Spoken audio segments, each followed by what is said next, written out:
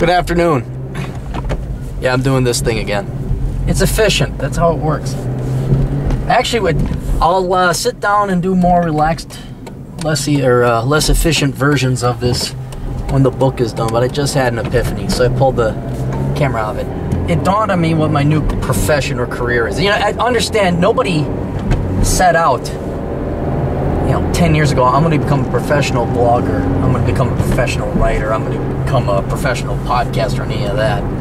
You fall into it. And try as I might to go into banking and, finance and economic, the industry is so hopelessly corrupt and stupid. By the way, you guys are the dumbest motherfuckers I ever worked with. Honest to God, you bankers don't know jack shit. Sitting there in meetings, let me tell you a story. I'll tell you a side story, then I'll get back to my original point. I was at a bank, and they lent to a dumber-than-shit guy. Of course, he defaults on the property, and they take repossession of the property. This property was a commercial property. I think it was a garage of some kind. You know how long they let it sit there? You know how fucking long they held on? Banks don't run garages. Banks don't run auto repair centers. They're in the business of making loans. They're in the business of finance. So you would think, now there's a stupid word in banking, you would think that you would try to get rid of this property as quickly as possible. No, so they sit on it. They sit on it for at least like 6-7 months. Well, guess what happens to property if it's unoccupied for 6-7 months? It kind of starts to decay. So when I came on board, they had this property on their books for at least like a year. I think maybe even 2. So why don't you go take a look at the property, take some pictures, let us know what condition it's in. Water damage, roof is collapsing in, electricity doesn't work, fucking hazard, fucking OSHA's worst nightmare. And by that time, the amount, these aren't the right numbers, but let's say it was the guy owed us $1 million. The property was maybe worth $250,000 by that time. So because the bank sat on its ass and held out, they thought they were going to get their $1 million. They never made any repairs. They're too lazy to fucking liquidate this shit. So now they had to eat it, and I think, God, I don't even know if they've sold it by now. Probably pushing 5 years.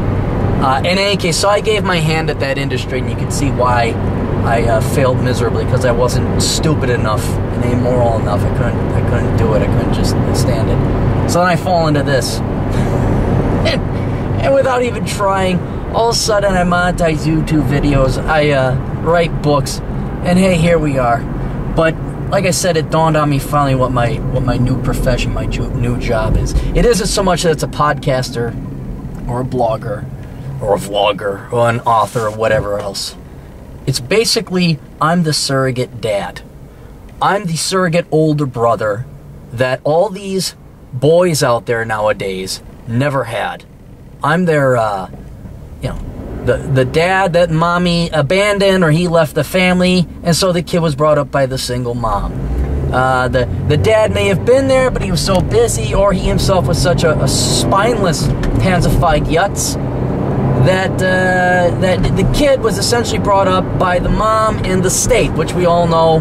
You know, those elementary school teachers, they teach, boys to be boys. They like it when boys are boys. No, be masculine. Define your sexuality by being boys and being rambunctious and taking it out on the playground, right?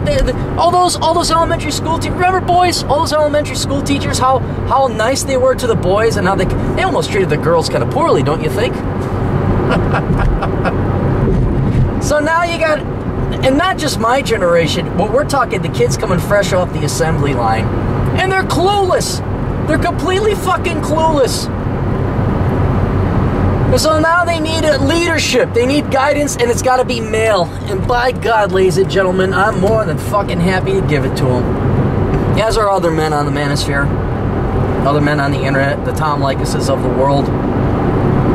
And there's a demand for it.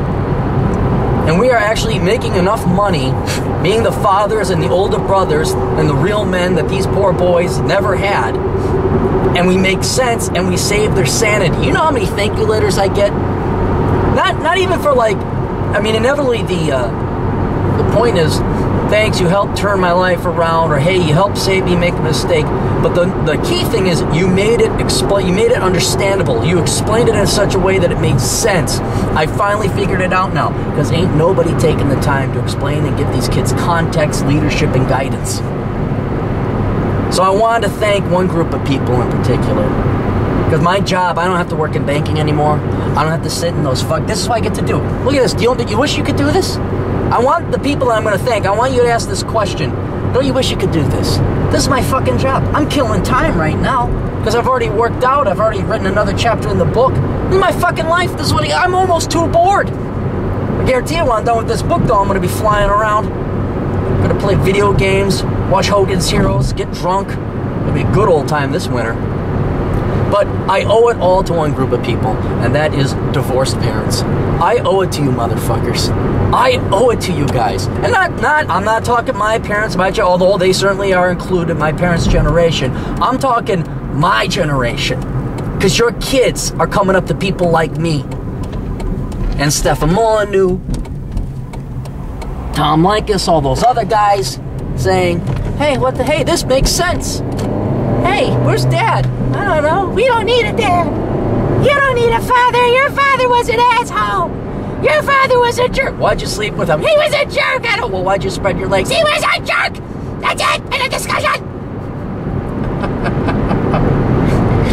So they're in our camp now, boys and girls, men and women, my age. God, even some younger generation. The millennials, no. Is Gen Y breeding? What's the difference? Ah, hell, they're all breeding now at the age of 14, 15. So don't worry, that's my job. I wanted to thank all of you divorced people out there, because without you, your kids would have been brought up right, and I'd be stuck at some bank listening to some fucking trailer park douchebag asking us to extend his line of credit on his pickup truck for another 6 months because his check from his cousin hasn't come in yet. But thank you, seriously, thank you. Keep getting divorced, keep ruining your kids' lives, because otherwise I'd have to get a real job. And God almighty, we wouldn't want that.